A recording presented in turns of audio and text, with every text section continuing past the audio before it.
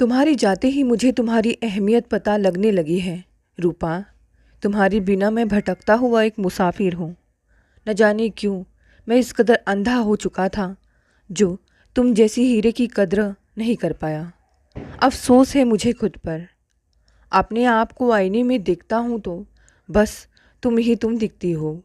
मेरी रूपा, तुम कहाँ चली गई? क्यों मुझसे दूर चली गई? बिन कुछ कहे तुम यूँ मेरा साथ छोड़कर चली गई। आखिर तुम मेरी पत्नी थी और मैं तुम्हारा पति। हमारा साथ तो 7 जन्म का था। हाँ, मानता हूँ मैं एक अच्छा पति नहीं था। बहुत सारे काम मैंने गलत किए हैं, लेकिन अब मैं खुद को बदल कर रहूँगा। बस एक मौका तुम दे दो। सुजीत आज भी बिस्तर पर सोया हुआ अपने आप से यह सब बोल रहा है। जैसे तैसे रात कटी। सुबह ऑफिस के लिए तैयार होने लगा। बिखरे किचन में एक कप चाय बनाने की कोशिश वह कर रहा है, लेकिन फ्रिज में तो दूध है ही नहीं। काली चाय से ही काम चलाना पड़ेगा। यह क्या, सिर्फ चाय एक कप में काढ़ने में ही उसका हाथ जल गया। रूपा सहसा मेरे मुंह से निकल गया, यह जानते हुए भी कि वह घर में नहीं है। आज ही क्यों, पिछले कई महीनों से नहीं है। लेकिन लगता ऐसा है कि जैसे युगों का पहाड़ खड़ा हो गया। रूपा का यूँ अचानक चले जाना मेरे लिए अप्रत्याशित था। जहाँ तक मैं समझता हूँ वह उनमें से थी जो पति के घर डोली में आने के बाद लाख जुल्म सह कर भी 4 कंधों पर जाने की तमन्ना रखती है। लेकिन मैं शायद यह भूल गया था कि औरत कभी कमज़ोर नहीं होती, होती है तो सिर्फ परिस्थितियाँ। खैर, उस वक्त मैं जो आज़ादी चाहता था वह मुझे सहज ही हासिल हो गई थी। गायत्री मेरी सेक्रेटरी थी। उसका सौंदर्य भोर में खिले फूल पर बिखरी ओस की बूंदों सा आकर्षक था। ऑफिस के कामकाज संभालती वह कब मेरे करीब आ गई पता ही नहीं चला। उसकी अदाओं और नाज नखरों में इतना सम्मोहन था कि उसके अलावा मुझे कुछ और सुहाता ही नहीं था। मेरे लिए रूपा जेठ की धूप थी तो गायत्री वसंती बयार। रूपा के जाने के बाद मेरे साथ साथ घर में भी गायत्री का एकाधिकार हो गया था। सब कुछ ठीक चल रहा था कि एक दिन अचानक पश्चिम से सुरसा की तरह मुंह बाए आई आर्थिक मंदी ने मेरी शानदार नौकरी निगल ली। इसके साथ ही मेरा बुरा वक्त शुरू हो गया। मैं जिन फूलों की खुशबू से तर रहता था वे सब एक एक कर कैक्टस में बदलने लगे। मैं इस सदमे से उबर नहीं पाया था कि गायत्री ने तोते की तरह आंखें फेर ली। उसकी गिरगिट चरित्र ने मुझे तोड़ कर रख दिया। अब मैं था, मेरे साथ थी आर्थिक तंगी में लिपटी मेरी तन्हाई और गायत्री की चकाचौंध में रूपा के साथ की जातियों का अपराध बोध। रूपा का निस्वार्थ प्रेम, भोलापन और सहज समर्पण रह रहकर मेरी आंखों में कौंधता है। सुबह जागने के साथ बेड टी, बाथरूम में गर्म पानी, डाइनिंग टेबल पर नाश्ते के साथ अखबार, ऑफिस के वक्त इस्त्री किए हुए कपड़े, पॉलिश किए जूते, व्यवस्थित ब्रीफकेस और इस बीच मुन्नी को भी संभालना। सब कुछ कितनी सहजता से कर लेती थी रूपा। इनमें से कोई भी एक काम ठीक वक्त पर नहीं कर सकता मैं। फिर रूपा अकेली इतना सब कुछ कैसे निपटा लेती थी, सोचकर हैरान हो जाता हूँ मैं। उसने कितने करीने से संवारा था मुझे और मेरे घर को। अपना सब कुछ होम दिया था उसने। उसके जाने के बाद यहाँ के चप्पे चप्पे में उसकी उपस्थिति और अपने जीवन में उसकी उपयोगिता का एहसास हो रहा है मुझे। उसे ढूंढने में रात दिन एक कर दिए हैं मैंने। हर ऐसी जगह जहाँ उसके मिलने की जरा सी भी संभावना हो सकती है मैं दौड़ता भागता रहा, पर हर जगह निराशा ही हाथ लगी। पता नहीं कहाँ अदृश्य हो गई है वह। मन के किसी कोने से पुलिस में कंप्लेन करने की बात उठी, पर इस वाहियात ख्याल को जरा भी तवज्जो नहीं दी मैंने। रूपा को मैं पहले ही खून के आंसू रुला चुका हूँ, हद से ज़्यादा रुसवा कर चुका हूँ उसे। पुलिस उसके जाने के 100 और से निकाल दी। इसीलिए अपने स्तर से ही उसे ढूंढने की प्रयास करता रहा। मेरी मस्तिष्क में अचानक बिजली सी कौन थी। जया रूपा की बेस्ट फ्रेंड थी। अब तक जया का ख्याल क्यों नहीं आया मुझे खुद पर झुंझलाहट होने लगी।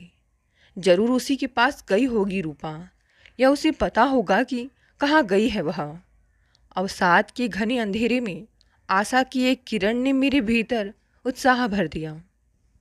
मैं जल्दी जल्दी तैयार होकर निकला। फिर भी 10 बज चुके थे। मैं सीधा जया के ऑफिस पहुंचा। मुझे अभी पता चला कि रूपा तुम्हें छोड़कर चली गई। मेरी बात सुनकर वह बेरुखी से बोली, तुम्हारे लिए तो अच्छा ही हुआ, बला टल गई। मेरे मुंह से बोलना फूटा।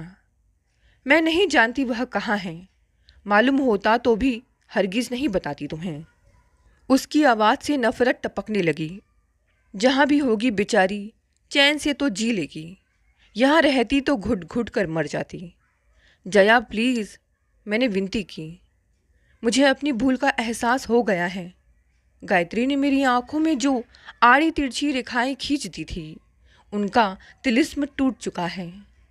क्यों मेरा वक्त बर्बाद कर रहे हो? वह पूर्ववत बोली। बहुत काम करना है अभी।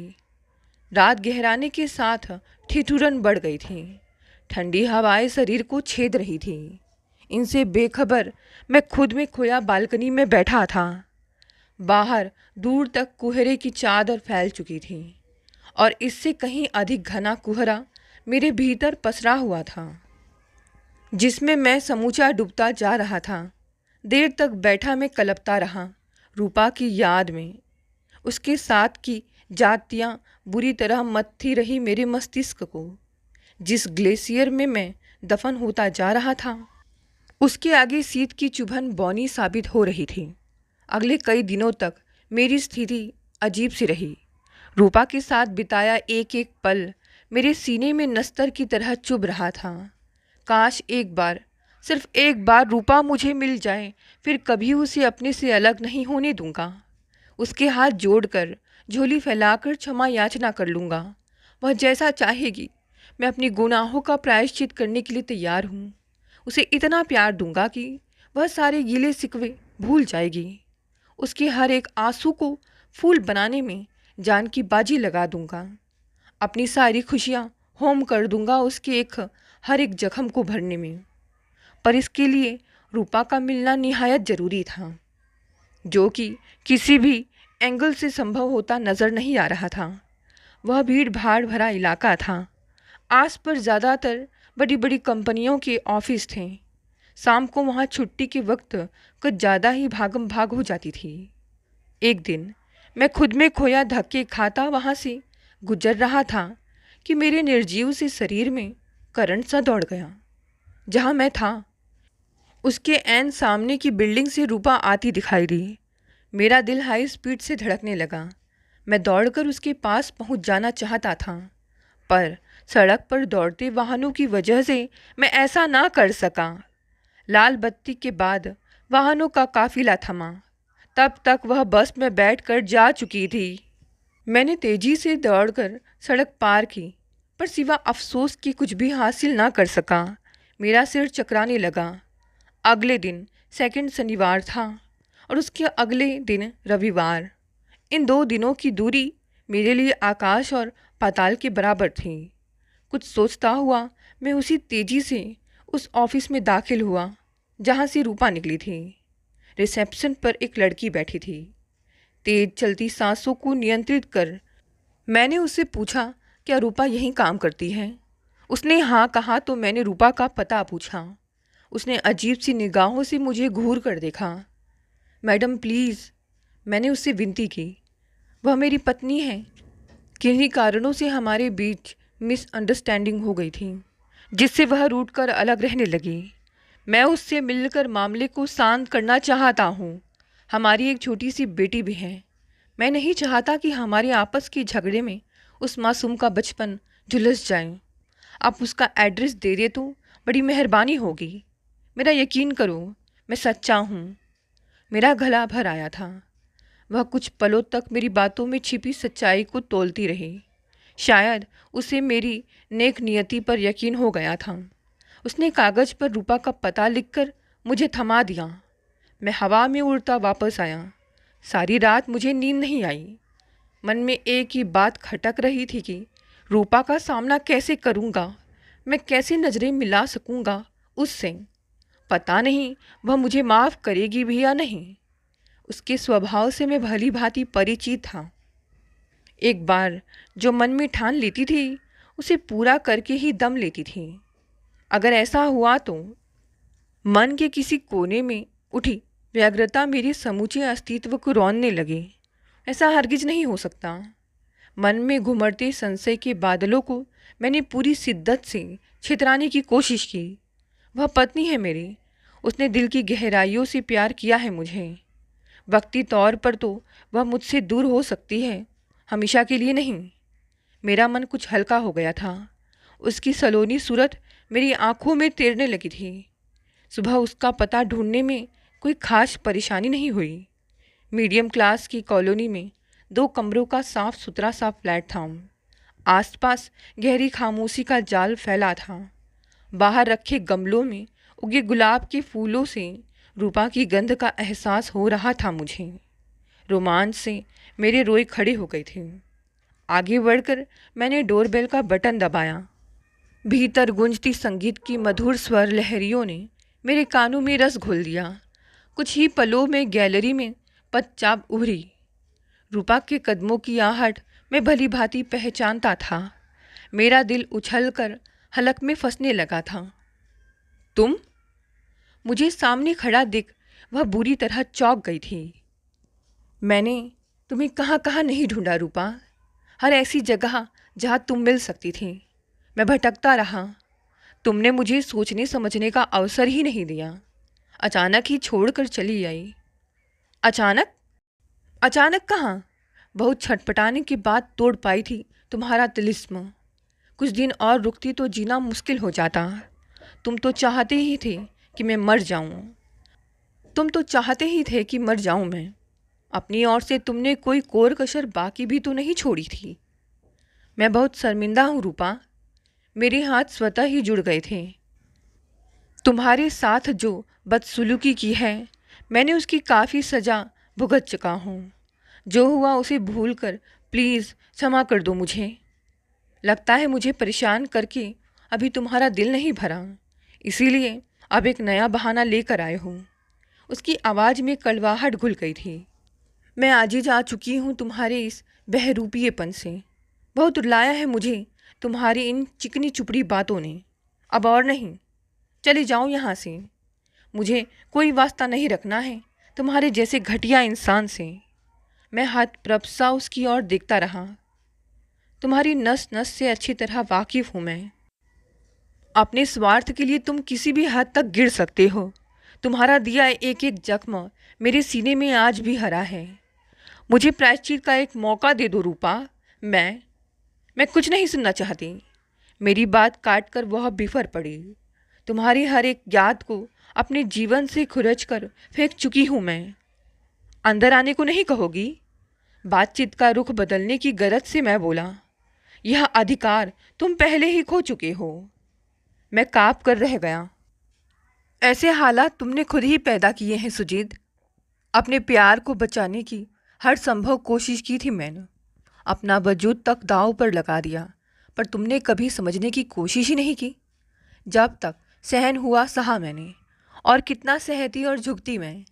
झुकते झुकते टूटने लगी थी। मैंने अपना हाथ भी बढ़ाया था तुम्हारी ओर, इस उम्मीद से कि तुम इसे टूटने से बचा लोगे, पर तुम तो जैसे मुझे तोड़ने पर ही आमादा थे। मैं मौन खड़ा था।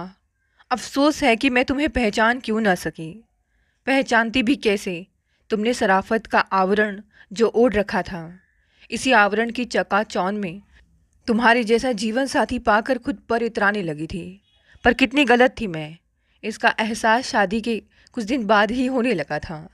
मैं जैसे जैसे तुम्हें जानती गई, तुम्हारे चेहरे पर चढ़ा मुखौटा हटता गया। जिस दिन मुखौटा पूरी तरह हटा, मैं हतप्रभ रह गई थी तुम्हारा असली रूप देखकर। वह अतीत में झांकती हुई बोली, शुरुआत में तो सब कुछ ठीक रहा, फिर तुम अक्सर कई कई दिनों तक गायब रहने लगे।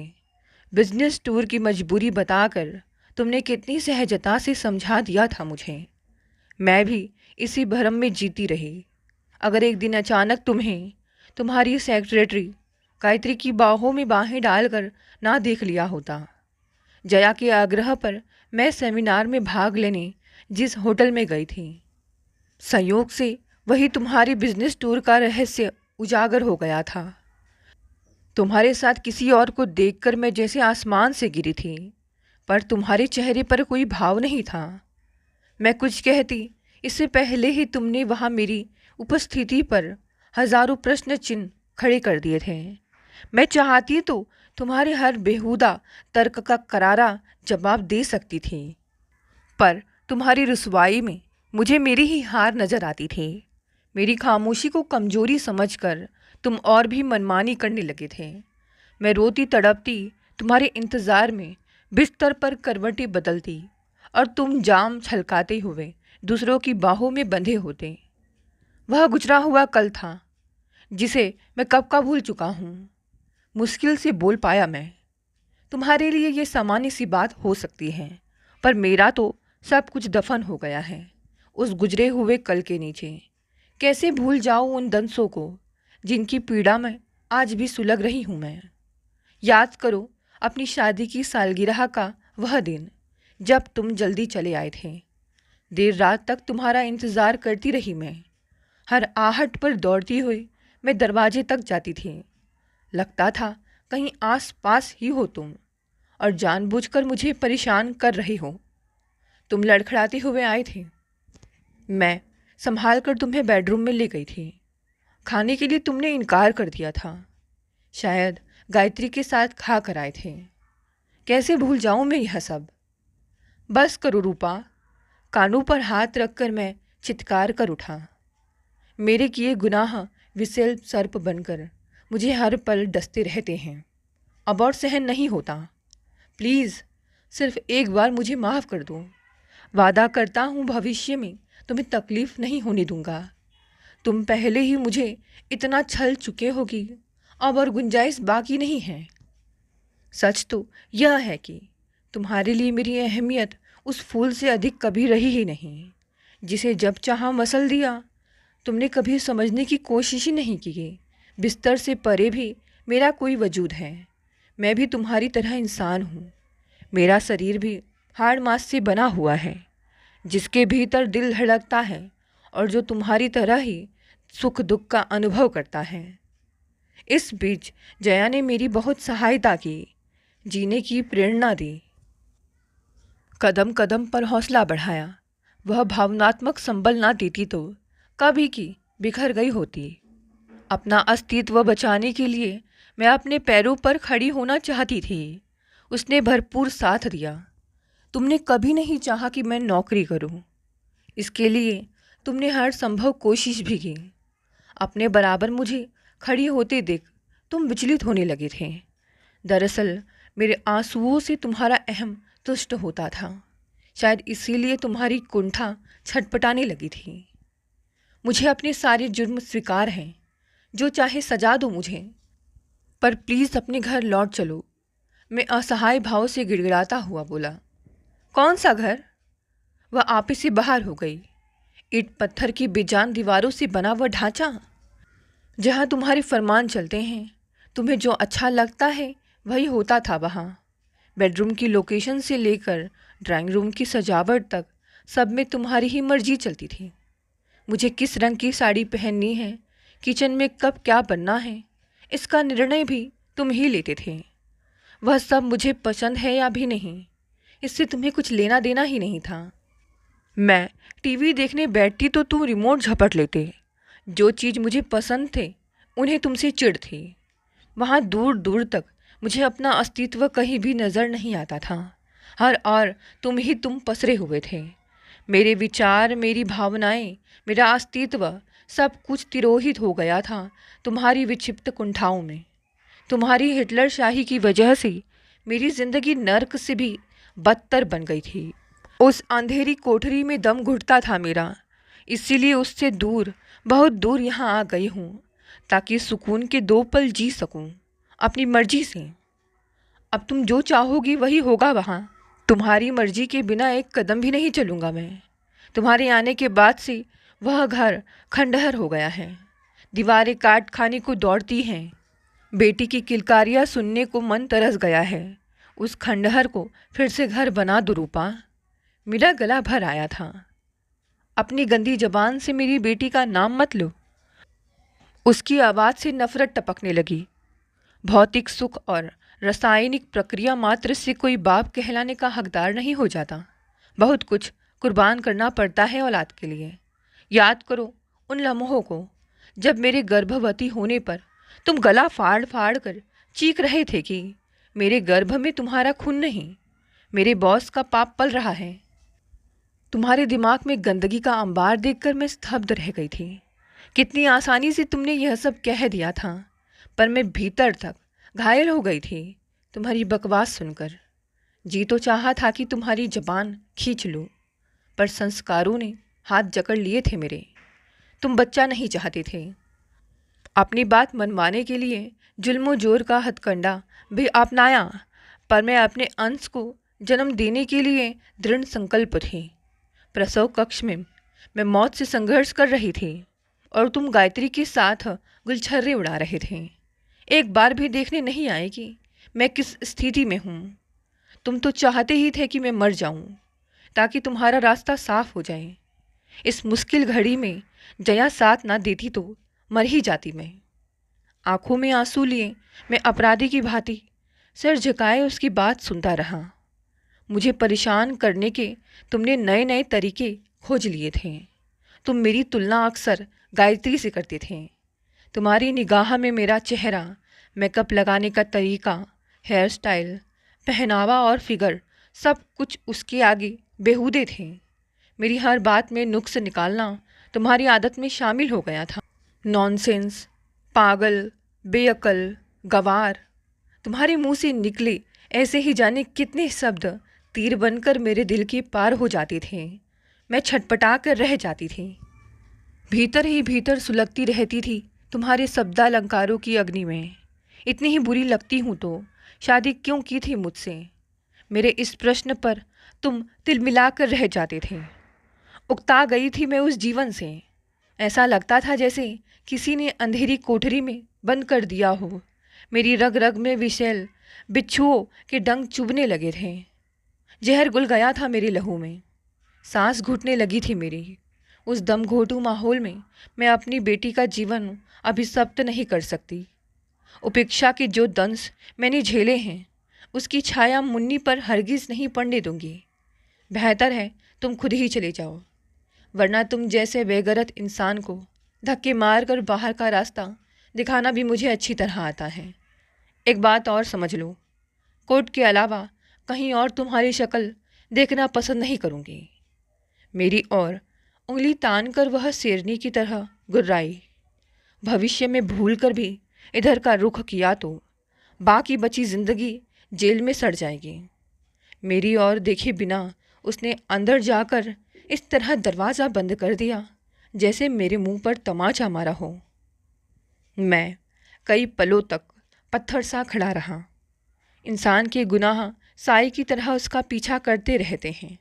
लाख कोशिशों के बाद भी वह परिणाम भुगते बगैर उनसे मुक्त नहीं हो सकता। कल मैंने जिसका मूल नहीं समझा, आज मैं उसके लिए मूल्यहीन था।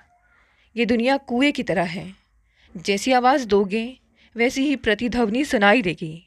जो जैसे बीज बोता है वैसे ही फसल काटना उसकी नियति बन जाती है। तन्हाई की स्याह सुरंगों की कल्पना कर मेरी आंखों में मुर्दनी छाने लगी। आवारा बादल सा मैं खुद को घसीटता अनजानी राह पर चल दिया। टूटते भटकते जैसे भी हो, अब सारा जीवन मुझे अपने गुनाहों का प्रायश्चित करना था। दोस्तों, कहानी यहीं समाप्त हो गई। पसंद आई तो इसे लाइक, शेयर, कमेंट करें। नए हैं तो चैनल को भी सब्सक्राइब कर लें। धन्यवाद दोस्तों, मिलते हैं अगली नई कहानी से।